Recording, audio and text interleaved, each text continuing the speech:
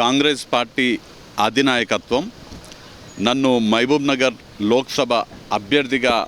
ప్రకటించిన నేపథ్యంలో మొన్న మేము కాంగ్రెస్ పార్టీ తరపున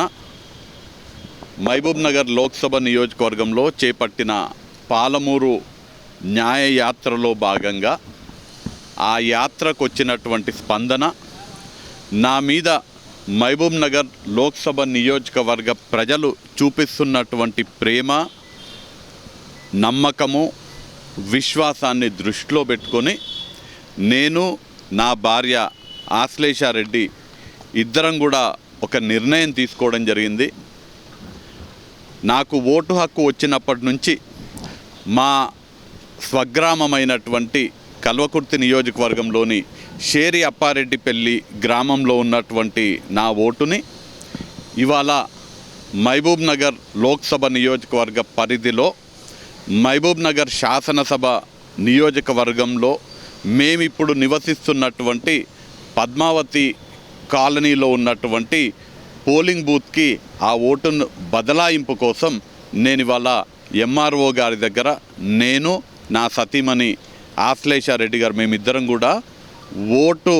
బదలాయింపు కల్వకుర్తి నియోజకవర్గం నుంచి మహబూబ్ నగర్కి ఇవాళ దరఖాస్తు చేసుకోవడం జరిగింది. దీనికి ముఖ్య కారణము నేను ఇందాక చెప్పినట్టుగా పాలమూరు న్యాయయాత్రలో భాగంగా అలానే ఎన్నికల ప్రచార కార్యక్రమంలో భాగంగా నాకు ఇక్కడ ఉన్నటువంటి ప్రజలు చూపిస్తున్నటువంటి ఆదరణ, నా పైన వారు పెట్టుకున్నటువంటి విశ్వాసాన్ని నేను దృష్టిలో పెట్టుకొని ఈ నిర్ణయం తీసుకోవడం జరిగింది. ఈ నిర్ణయం తీసుకోవడానికి మరొక కారణం ఇక్కడ ఉన్నటువంటి కాంగ్రెస్ పార్టీ నాయకులు కానీ కార్యకర్తలు కానీ నాకు సంపూర్ణ మద్దతు ఇచ్చి, నిజంగా చెప్పాలంటే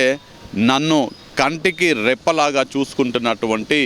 కార్యకర్తలని నేను ఇక్కడ గమనించడం జరిగింది. ఖచ్చితంగా వారి రుణం నేను తీర్చుకుంటానని, మహబూబ్ నగర్ లోక్సభ నియోజకవర్గ ప్రజల రుణం తీర్చుకుంటానని, నా ఓటు బదలాయింపే కాదు పూర్తిగా మహబూబ్ నగర్ లోక్సభ నియోజకవర్గ ప్రజలు నన్ను ఆదరించి నన్ను గెలిపిస్తే పూర్తి సమయాన్ని ఈ లోక్సభ నియోజకవర్గ అభివృద్ధికి, సంక్షేమానికి, లోక్సభ నియోజకవర్గ ప్రజలకు కేటాయించి ఖచ్చితంగా నా రుణము ఈ మహబూబ్ నగర్ లోక్సభ నియోజకవర్గ ప్రజలకు, మా కార్యకర్తలకు తీర్చుకుంటానని ఈ సందర్భంగా తెలియజేస్తున్నాను.